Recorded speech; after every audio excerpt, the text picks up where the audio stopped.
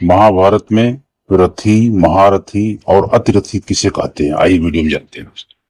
महाभारत का युद्ध शुरू होने से पहले हर योद्धा की योग्यता का स्तर तय किया गया था। एक ऐसी सूची जो बताती थी कौन कितने सैनिकों के बराबर है, और जब यह सूची बढ़ गई तो एक योद्धा को इतना बड़ा अपमान सहना पड़ा कि उसने कसम खा ली, जब तक एक खास इंसान जिंदा है वो हाथ नहीं खाएगा। यह है महाभारत का सबसे बड़ा योद्धा वर्गीकरण तंत्र। रथी, अतिरथी और महारथी भीष्म पितामह ने हर योद्धा का हिसाब लगाया था। यह कोई अंदाजा नहीं था, यह तय व्यवस्था थी। एक रथी 5000 सैनिकों से लड़ सकता है, एक अतिरथी 12 रथियों के बराबर 60,000 सैनिक और एक महारथी 12 महारथियों के बराबर पूरे 72,000 सैनिक। चलिए शुरू करते हैं सबसे पहले स्तर से। रथी धर्मराज युधिष्ठिर युद्ध कला में एक सामान्य रथी, लेकिन नीति और धर्म के फैसलों में सबसे आगे।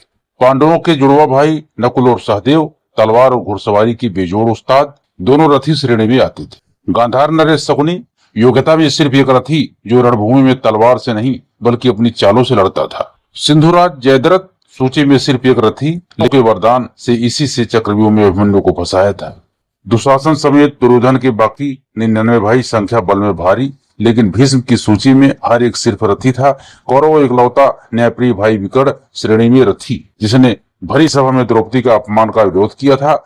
दुर्योधन सामान्य युद्ध में एक रथी, लेकिन हाथ में गदा आते ही या अकेले 8 रथियों के बराबर महाकाल था। नमस्कार दोस्तों, हमारे मोटिवेशनल आरके ब्लॉग चैनल में का बहुत बहुत स्वागत है। दोस्तों, आप लोग वीडियो को पूरा देखें और कमेंट में जय श्री कृष्ण लिखकर भगवान श्री कृष्ण का आभार जरूर व्यक्त करें, ताकि आपके पूरे घर परिवार के ऊपर भगवान श्री कृष्ण की कृपा सदैव बन रही।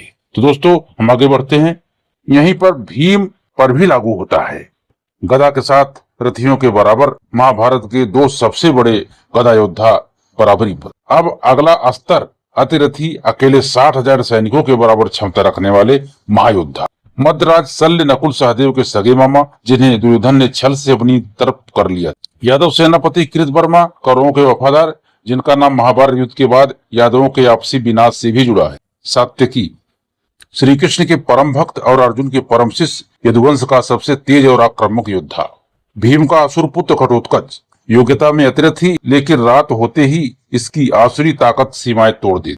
गुरु कृपाचार्य कौरव पांडवों के शिक्षक और अष्ट चिरंजीवियों में से एक, जो अपनी निष्पक्षता के कारण आज भी अमर हैं। और अब वो स्तर जहां से असली विनाश शुरू होता है। महारथी अकेले 7,20,000 सैनिकों के बराबर और हर दिव्य अस्त्र पर पूरी महारत रखने वाले योद्धा गुरु द्रोणाचार्य। कौरव और पांडव दोनों के शिक्षक और धनुष विद्या में सबसे बड़े आचार्य द्रोणपुत्र अश्वत्थामा, जो भगवान शिव के ही एक अंश थे। युद्ध के आखिरी दिन उन्होंने सोते हुए पांडव पुत्रों का वध किया था। इन्हें अमरता तो मिली, लेकिन वरदान के रूप में नहीं, बल्कि एक भयानक श्राप के रूप में।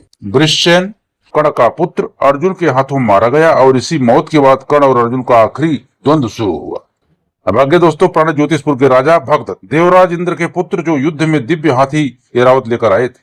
पांचाल नरेश द्रुपद, द्रौपदी के पिता, जिनके द्रोणाचार्य से पुराने दुश्मनी इस महायुद्ध की एक बड़ी वजह बनी। मत्स्यराज विराट, यह वही राजा हैं जिनके महल में पांडवों ने अपने अज्ञातवास का अंतिम वर्ष भेष बदलकर पूरी गोपनीयता से बिताया था। अर्जुन का वीरपुत्र अभिमन्यु मात्र 16 वर्ष की आयु में एक पूर्ण महारथी। वो चक्रव्यूह में घुसना तो जानता था, पर बाहर निकलना नहीं। जयद्रथ ने बाकी पांडवों को बाहर रोक दिया, और 7 बड़े महारथियों ने अधर्म से मिलकर अकेले इस बालक को घेर कर मार डाला। लेकिन 3 योद्धा ऐसे थे जो महारथी की श्रेणी में होकर भी सामान्य महारथियों से कहीं ऊपर थे।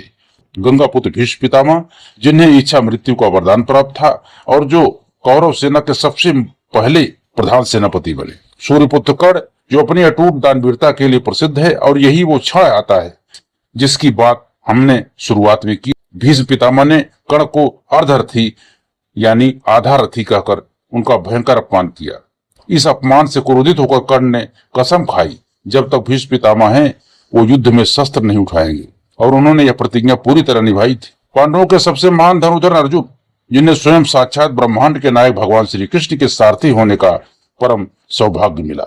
और एक नाम इस सूची में नहीं है, श्री कृष्ण, जिन्होंने खुद हथियार न उठाने का फैसला किया था। वो हर स्तर से परे थे। तो यह थी महाभारत की पूरी योद्धा श्रेणी व्यवस्था। रथी से लेकर महारथी और उनसे भी ऊपर। अगली बार हम बात करेंगे रामायण के योद्धाओं के बारे में, राम, रावण और मेघनाथ, इंद्रजीत, इन सब के बारे में आप लोगों को विस्तार से बताएं। तो दोस्तों, आज की जानकारी आप लोगों को कैसी लगी? यदि वीडियो अच्छा लगा दोस्तों तो वीडियो को लाइक, कमेंट और शेयर जरूर करें। तो मिलते हैं दोस्तों अगले वीडियो में, तब तक आप खुश रहे, मस्त रहे, आनंद में रहे। जय श्री कृष्ण मित्र।